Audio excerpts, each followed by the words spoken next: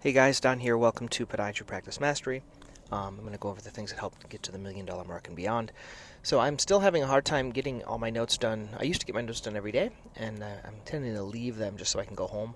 And there's still a little bit of break during the day. But for the EMR transition, I'm looking here. What the heck? What day were we? We're day number 17. So I think by day 30, it'll be up and running and working smoothly. The online scheduling system has worked quite well.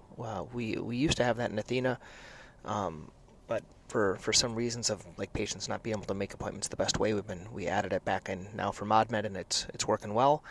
I think I told you we're finishing up a urgent care page on our website to kind of get some of the kind of pull some business from urgent cares to kind of explain that rationale. So things are going good that way. Let me tell you the day. So the first patient, 66-year-old female for KeryFlex, debrided one nail. There's no E&M when I do these KeryFlexes once a year because I'm not really changing any of the treatments. Next was a 47-year-old male, left hallux. He had a wart. I did cantharidin. He also had some left ankle pain, and because of that, he had cortisone in the past. I'm going to get an MRI to kind of see if there's anything I'm missing in there. Next was a 55-year-old that has bilateral Achilles. Now, she is on Shockwave number 7. So let me tell you about this one. This one, she's my neighbor. And so I did 6 bilaterally for her. So that was like $3,000. She is better, but it's not totally gone. It was a 3-month follow-up. And so for this one, I'm doing an office visit for her. And I'm going to do them once a month, another 3. Once a month just for an office visit. I've never done this before. I don't plan on doing that. But I'm almost feeling bad, like she's dropped all that money. And the Shockwave doesn't take a ton of time, so that's what I'm going to do. I'd like to hear if you guys do something similar, but that's what I'm going to do for her. Next was a KeryFlex. This was I debrided one nail. So both these KeryFlexes were done by my nail tech, and frankly, she is much better at these nail things than I am. I'm good, but I think she's just better. She probably just takes more time, frankly, because she doesn't have a tons of patients she's waiting to do. Next was a 25-year-old male with a left hallux, did an IND. Another was an 18-year-old female for bilateral IND. These are for ingrown toenails. Next was a 72-year-old man, had orthotic adjustment.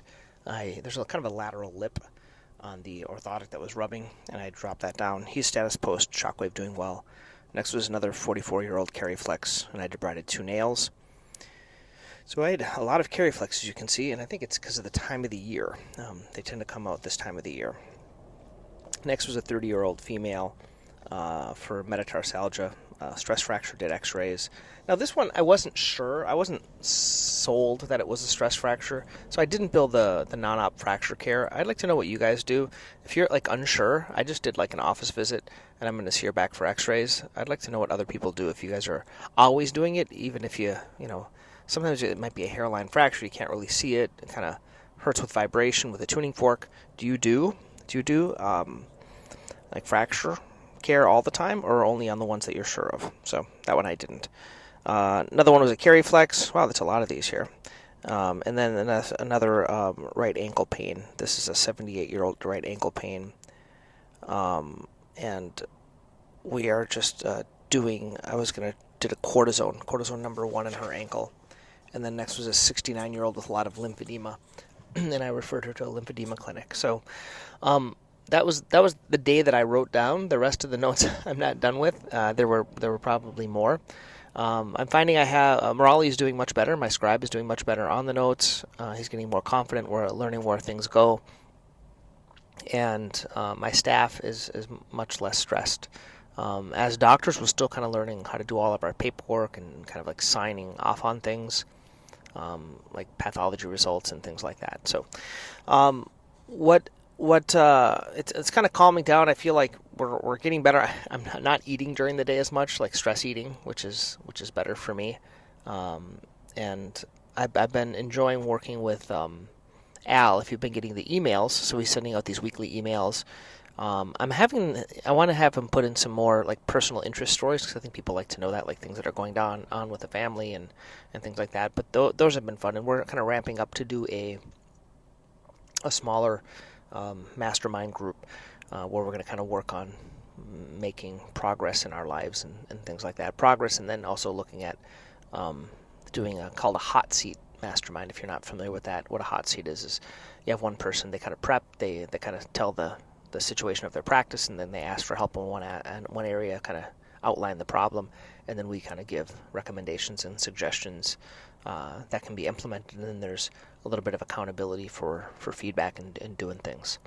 So kind of excited about starting that, and but other than that, that's about all that's going on. I don't have much bandwidth to do anything else. I was asked to do a dermatology lecture by our pathology company, so I'm kind of excited about that. I'm a little, I don't know, I think I'm a little unsure because I do quite a bit of biopsies. I haven't done a ton lately, but they want me to do a kind of a biopsy workshop.